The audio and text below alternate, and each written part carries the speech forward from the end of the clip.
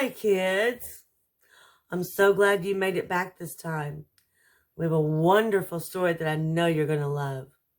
Today's story is called The Fantastic Flying Books of Mr. Morris Lessmore, and it is written by William Joyce. Let's go ahead and get started, shall we? Morris Lessmore loved words. He loved stories. He loved books. His life was a book of his own writing, one orderly page after another. He would open it every morning and write of his joys and sorrows, of all that he knew and everything that he hoped for. But every story has its upsets. One day the sky darkened, the winds blew and blew, till everything Morris knew was scattered, even the words of his book.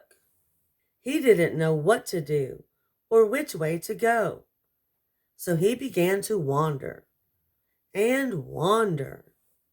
Then a happy bit of happenstance came his way. Rather than looking down, as had become his habit, Morris Lessmore looked up. Drifting through the sky above him, Morris saw a lovely lady.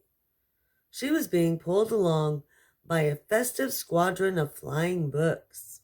Morris wondered if his book could fly, but it couldn't. It would only fall to the ground with a depressing thud. The flying lady knew Morris simply needed a good story, so she sent him her favorite.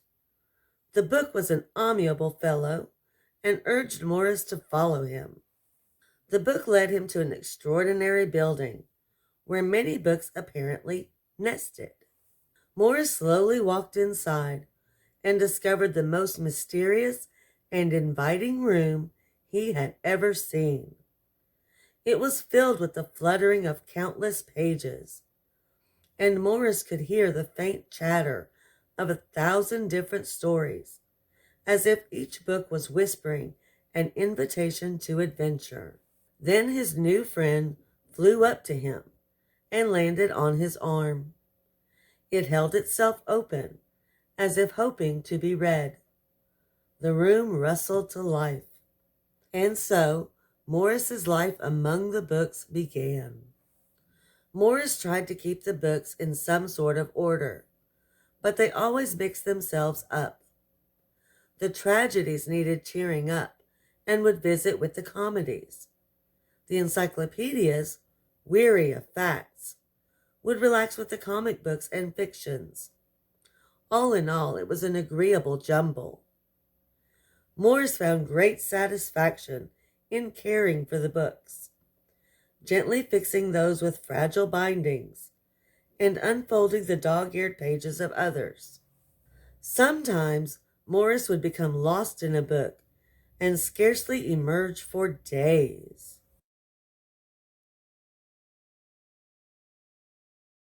Morris liked to share the books with others.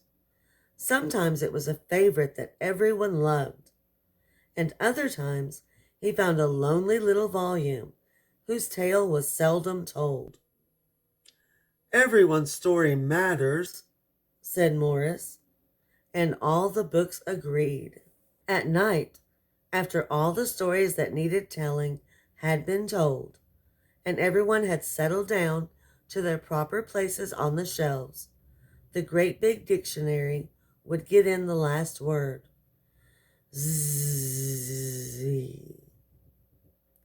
It was then that Morris Lessmore would once again write in his own book. He wrote of his joys and sorrows, of all that he knew and everything that he hoped for. The days passed. So did the months. And then years.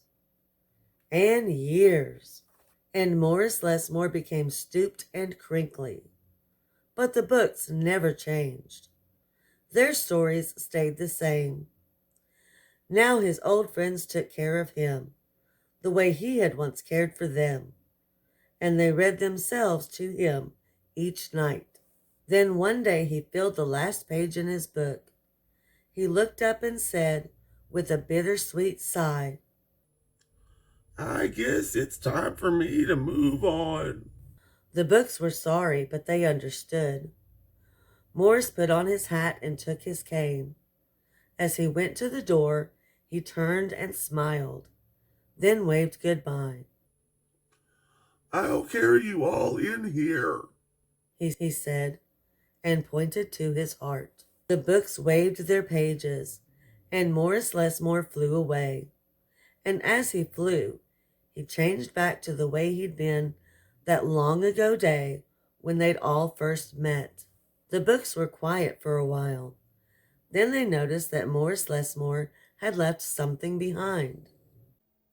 It's his book, said his oldest friend.